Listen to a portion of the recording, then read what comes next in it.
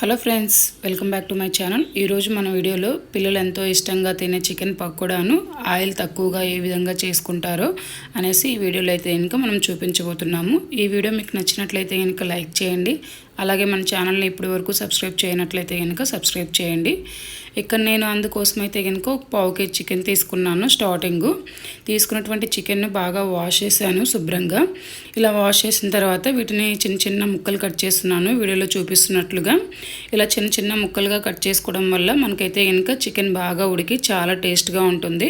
ఇక్కడ ఫైనల్గా చూసారా, నేను వీడియోలో చూపిస్తున్నట్లయితే చిన్న చిన్న ముక్కలు చేశాను. మనం ఏ విధంగా చికెన్ పికిల్కి ఏ విధంగా పెట్టుకుంటామో ఆ విధంగా చిన్న చిన్న ముక్కలు చేశాను. తీసుకున్నటువంటి చికెన్ మొత్తాన్ని కూడా ఇందులో స్టార్టింగ్ అయితే కనుక నేను కొద్దిగా 1 టేబుల్ స్పూన్ మాయన పసుపు వేస్తున్నాను. ఇందులో నేను ఎటువంటి మసాలాలు ఎక్కువగా వేయడం కానీ అవైతే కనుక చేయట్లేదండి. చాలా సింపుల్గా చేస్తున్నాను. చాలా బాగుంటుంది టేస్ట్గా. పిల్లలైతే చాలా బాగా తింటారు. ఇక్కడ నేను పసుపు వేసిన తర్వాత అదేవిధంగా నేను రుచికి తగ్గట్టుగా కారం తీసుకున్నాను. అదేవిధంగా సాల్ట్ తీసుకున్నాను రుచికి తగ్గట్టుగా. ఇక్కడైతే కనుక క్వాంటిటీలు చెప్పట్లేదు, మనం అప్రోచ్మెంట్గా వేసుకోవాలి. మనం పావు కేజీ చికెన్కి ఎంత పడుతుంది అనేసి 1 టేబుల్ స్పూన్ కంటే చాలా తక్కువ పడుతుంది అన్నీ కూడా. ఇక్కడ ఫైనల్గా నేను కొద్దిగా ఆయిల్ వేసాను చూసారా అండి. లాస్ట్లో 1 టేబుల్ స్పూన్ ఆయిల్ కూడా వేయలేదు, ఆయిల్ చాలా తక్కువ వేసాను.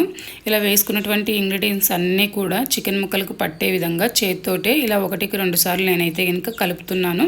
మనకు టైం ఉంది అనుకున్నప్పుడు ఈ కలిపినటువంటి మిశ్రమాన్ని అయితే కనుక 10 నిమిషాలు పెట్టుకోవచ్చు. మనకు టైం లేదు అనుకున్నప్పుడు వెంటనే చేసుకోవచ్చు. నాకు ఇక్కడ నేనైతే వెంటనే చేసేస్తున్నాను.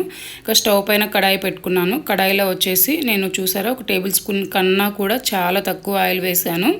ఇది వచ్చేసి నాన్ స్టిక్ కడాయి అనమాట. ఇలా నాన్ స్టిక్ కడాయి తీసుకోవడం వల్ల మనకైతే కనుక చికెన్ ముక్క కడాయికి అంటుకోకుండా ఉంటుంది. ఫైనల్గా అయితే కనుక నేను తీసుకున్నటువంటి మిశ్రమాన్ని అంతటిని కూడా కడాయిలో వేసుకున్నాను. వేసుకున్నటువంటి మిశ్రమాన్ని అయితే కనుక వెంటనే అయితే కనుక మనం కలపెట్టుకోకూడదు. ఒక 1 మినిట్ తర్వాత ఆగి అయితే కనుక మనం ఒక స్పూన్ సాయంతో తీసుకొని ఈ విధంగా 1కి 2 సార్లు కలపెట్టుకోవాలన్నమాట. ఇలా కలపెట్టుకోవడం వల్ల మనకైతే కనుక చికెన్ ముక్కలు ఏవైతే ఉన్నాయో అవన్నీ కూడా బాగా ఉడికి మనకి టేస్ట్ అయితే కనుక చాలా బాగుంటాయి. ఈ విధంగా ఆయిల్ తక్కువగా మసాలా లేకోకుండా ఇలా చికెన్ పకోడాని చేసుకొని తిన్నారంటే కనుక చాలా బాగుంటుందండి. పిల్లలైతే కనుక చాలా ఇష్టపడతారు. ఇలా కలబెట్టిన తర్వాత మనమైతే కనుక ఒక మూత పెట్టుకొని ఒక 5 మినిట్స్ పాటు అలా వదిలేయాలన్నమాట. చికెన్ స్టవ్ పైన అయితే కనుక మనం సిమ్లో పెట్టుకోవాలి. ఇక్కడ చూసినట్లయితే 5 మినిట్స్ తర్వాత ఇక్కడ చూసినట్లయితే కనుక చికెన్లో నుంచి వాటర్ వస్తున్నాయి చూడండి. ఇలాగా వాటర్ వచ్చినప్పుడు మళ్ళీ 1కి 2 సార్లు ఈ విధంగా కలపెట్టుకోవాలన్నమాట. ఇలా కలపెట్టుకుంటూ ఉండగానే మనకైతే కనుక ఇక్కడ టోటల్గా ఉన్నటువంటి నీళ్ళు అయితే కనుక మనకు ఇంకిపోతాయి, ఆవిరైపోతాయి అన్నమాట. ఇలా ఆవిరైపోయిన తర్వాత మనం ఒక ముక్క తీసుకొని చూసినట్లయితే కనుక మనకి ఉడికిపోయింది అనేసి మనకైతే కనుక క్లారిటీ కనపడుతూ ఉంటుంది. మంచి అరోమా కూడా వస్తుంది ఈ సిచ్యువేషన్లో అయితే కనుక.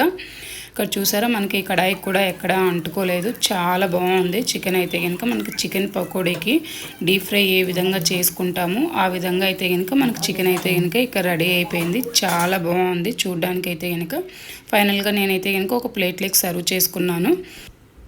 ఫైనల్గా ఇక్కడ ఒక ఆనియన్తో సర్వ్ చేసుకొని తిన్నామంటే చాలా ఎమ్మీగా ఉంటుందండి. వీడియో నచ్చినట్లయితే లైక్ చేయండి. Thank you for watching.